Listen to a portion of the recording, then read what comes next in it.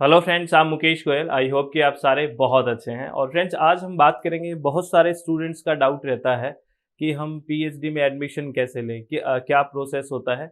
और आपको पता है आपका जल्दी ही रिजल्ट आने वाला है, तो जो नेट क्वालिफाई कर जाएंगे, जो जेआरएफ क्वालिफाई कर जाएंगे, या फिर जो ये दोनों ही क्वालिफाई नहीं कर पा रहे हैं और पीएचडी में मन है, तो वो किस तरह से एडमिशन ले सकते हैं, क्या प्रोसेस है, ये सारी बातें आज हम शांति से करेंगे।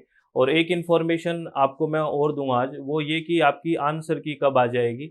ये ट्विटर पे आ गया है, आपको सूचना होगी कि आंसर की कब आ जाएगी। तो ये स्पष्ट लिखा हुआ है कि आंसर की कब आ जाएगी, ये आ जाएगी फर्स्ट वीक ऑफ जुलाई, यानी कि इस जुलाई का जो ये फर्स्ट वीक है, इसमें आपकी आंसर की आ जाएगी। तो ये ध्यान रखना। और आंसर की आने के बाद एक चीज़ पक्का ध्यान रखना है, बहुत सारे स्टूडेंट कुछ मिस्टेक्स करते हैं कि वो पेपर अपना डाउनलोड नहीं करते या फिर आंसर की डाउनलोड नहीं करते। ऐसा मत करना। अपना पेपर कोई भी ऐसे कहते हैं कि अब तो रिजल्ट ही देख लेंगे, हमें बहुत घबराहट होती है, इस तरह की फालतू की बातें ना करें।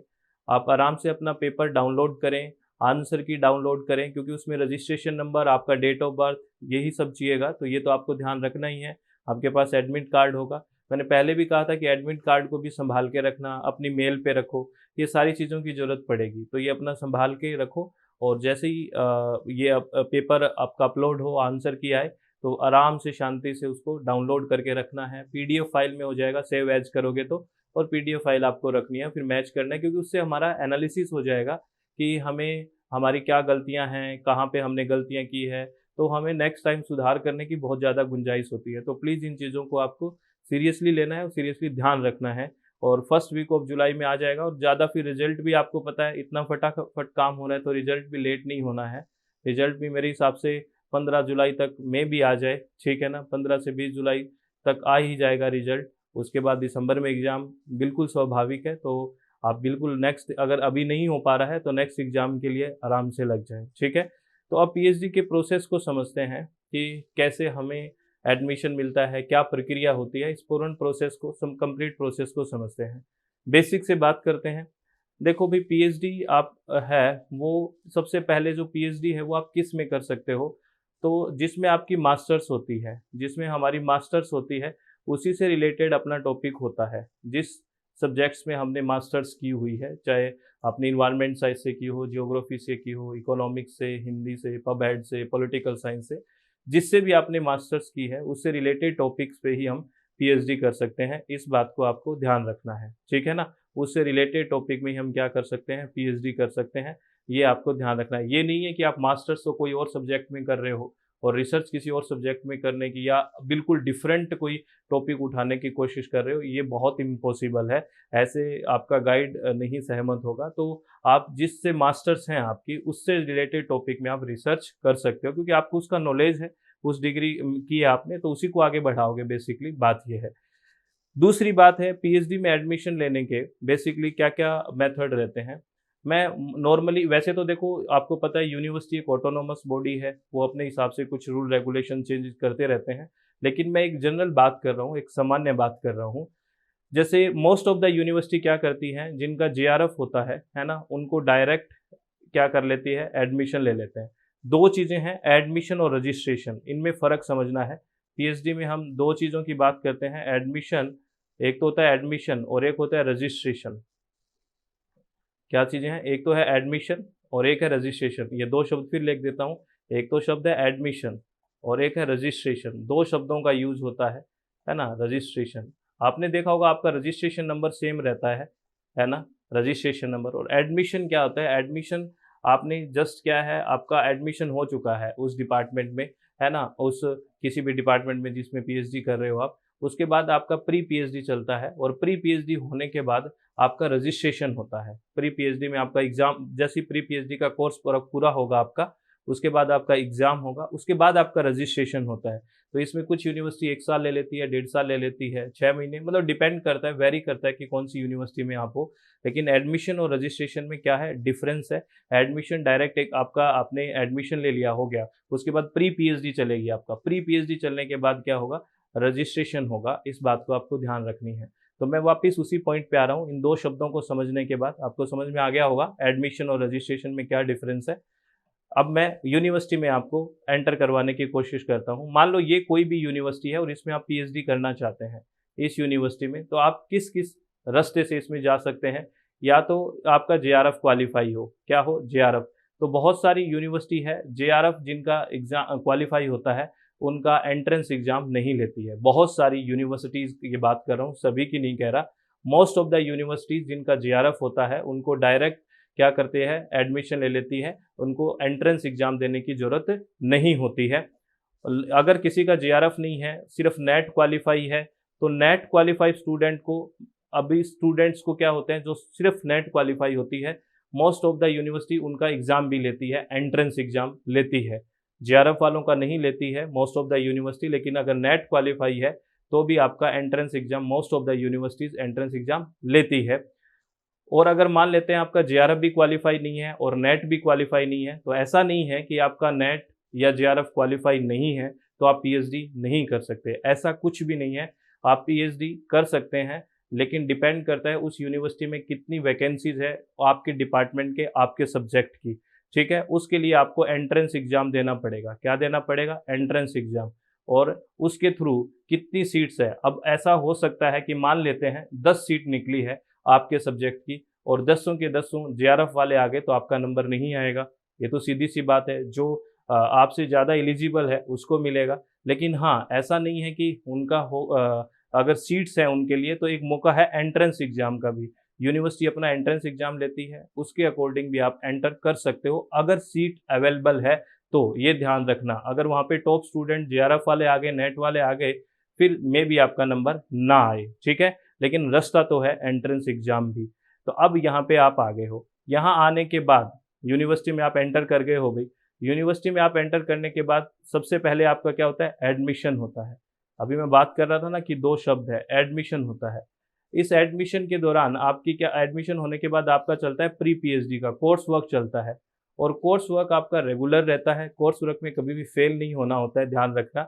और इसमें क्या पूछा जाता है, बेसिकली कोर्स वर्क में आप रिव्यू ऑफ लिटरेचर वगैरह ये पढ़ोगे, रिसर्च पेपर वगैरह पढ़ोगे, सारी चीज़ों का आप देखोगे कि आगे मुझे क्या करना है।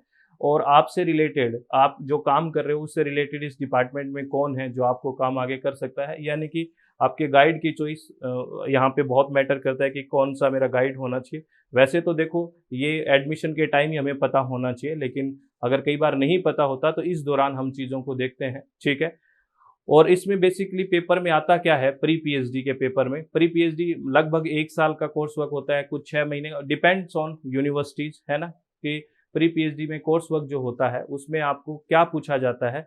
आपको जो रिसर्च एप्टीट्यूड हम पढ़ते हैं ना, बेसिकली रिसर्च एप्टीट्यूड हम पढ़ते हैं पेपर 1 में, वहीं से चीज़ें आती है। आपको रिव्यू ऑफ लिटरेचर के बारे में बात पूछ लेंगे, है ना, रेफरेंसेस के बारे में कुछ क्वेश्चंस हो जाएंगे, मेथोडोलॉजी के बारे में बात हो जाएगी, हाइपोथेसिस से बड़े अच्छे क्वेश्चंस पूछे जाते हैं।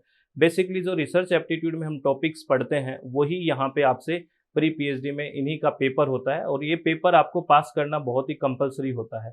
अगर आप प्री पीएचडी में फेल हो जाते हैं तो आपका रजिस्ट्रेशन नहीं होगा, बहुत दिक्कत हो जाएगी। तो इसको नॉर्मल ना लें, इसको अच्छे से देखें कि क्या हो रहा है, और टाइम से आपका जो भी सेमिनार हो रहा है, जो चीज़ें हो रही है, वो देना बहुत ज़्यादा ज़रूरी है, इस बात को ध्यान रखना। तो जैसे ही आप प्री पीएचडी में पास होते हैं, उसके बाद आपको पता है कि आपको ये पूछा जाता है कि आपका टाइटल क्या है, आप किस टाइटल पे काम करना चाहते हो, ठीक है? उससे संबंधित आपका सिनॉप्सिस होती है ना? साइनॉप्सिस भी बोल देते हैं, सिनॉप्सिस होती है। इस सिनॉप्सिस की एक प्रेजेंटेशन होती है, एक सेमिनार रहता है, जिसमें आपके डिपार्टमेंट में, जिस डिपार्टमेंट से आप कर रहे हैं, वहाँ के जो चेयरपर्सन हैं, अदर जो असिस्टेंट प्रोफेसर है, एसोसिएट है या प्रोफेसर हैं, वो सब बैठते हैं और आपकी बातों को सुनते हैं कि आपका क्या टाइटल है ना? क्या आपने इंट्रोडक्शन दिया है उसके बारे में, क्या आपने उसके बारे में रिव्यू किया हुआ है, यानी कि आपसे संबंधित क्या-क्या काम हो चुका है, क्या-क्या आपके ऑब्जेक्टिव हैं जो आपने डिसाइड किए हैं और किस मेथड से आप काम करोगे। ये सारी बातें वो सुनते हैं। अगर लगता है कि कोई सुधार की ज़रूरत है, आप उन चीज़ों में सुधार करिए, तो वहाँ आपको बताया जाता है कि ये चीज़ें आप ठीक कर लीजिए, और फिर आपको सारी चीज़ों को वो बता देते हैं कि ये चेंजेज़ कर लीजिए, और वो चेंजेज़ कर लेते हो आपका, तो फिर वो एक्सेप्ट हो जाता है। और एक्सेप्ट होने के बाद, अभी तक तो आप थ्योरेटिकल काम कर रहे थे कि मैं ये करूँगा, ये करूँगा, ये करूँगा, उसके बाद आपका काम शुरू होता है प्रैक्टिकल काम। बात समझ गए? उसके बाद आपका काम क्या होता है? प्रैक्टिकल काम। तो आपको चीज़ें समझ में आई। मैं दोबारा बता देता हूँ कि आपको पीएचडी में एडमिशन लेना है तो सब या तो जेआरएफ हो, नेट हो या फिर एंट्रेंस एग्जाम, ये तीनों चीज़ें आपको समझ में आ गई है।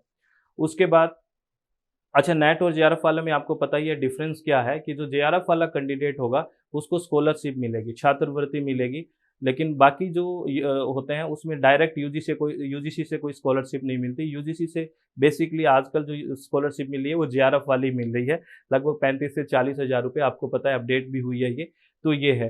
तो एडमिशन के दौरान तो आपका प्री पीएचडी का प्रोसेस चलता है कंप्लीट, और जैसे ही आपका प्री पीएचडी कंप्लीट हो जाता है उसके बाद आपका रजिस्ट्रेशन होता है। और रजिस्ट्रेशन से पहले जैसे प्री पीएचडी कंप्लीट हुआ है, सारी बातें सिनॉप्सिस भी होगी, आपकी साइनॉप्सिस भी होगी, उसमें आपको बताना पड़ेगा, उसमें आपको कोई अपडेट करना है, वो चीज़ें आपको बता देंगे कि ये अपडेट करना है, और वो अपडेट आप करना बता देते हो, वो कर देते हो अपडेट, तो आपकी वो एक्सेप्ट हो जाती है और फिर आप अपना काम करना शुरू कर देते हो। आफ्टर रजिस्ट्रेशन और साइनॉप्सिस का एक्सेप्टेंस हो गया, उसके बाद आप काम करना शुरू करते हो डॉक्यूमेंट के अकॉर्डिंग। बेसिकली अगर आपने ये लग रहा है कि हाँ भाई सब मेरी गाइड से मेरी बात हो चुकी है, ये सब है ना? ये आपका क्योंकि सब आपके और आपके गाइड के रिलेशन के बीच डिपेंड करता है, तो आप काम तो शुरू से ही कर सकते हो कि ये आगे बढ़ना है हमें, ये आगे बढ़ना है, तो ऐसा हो सकता है।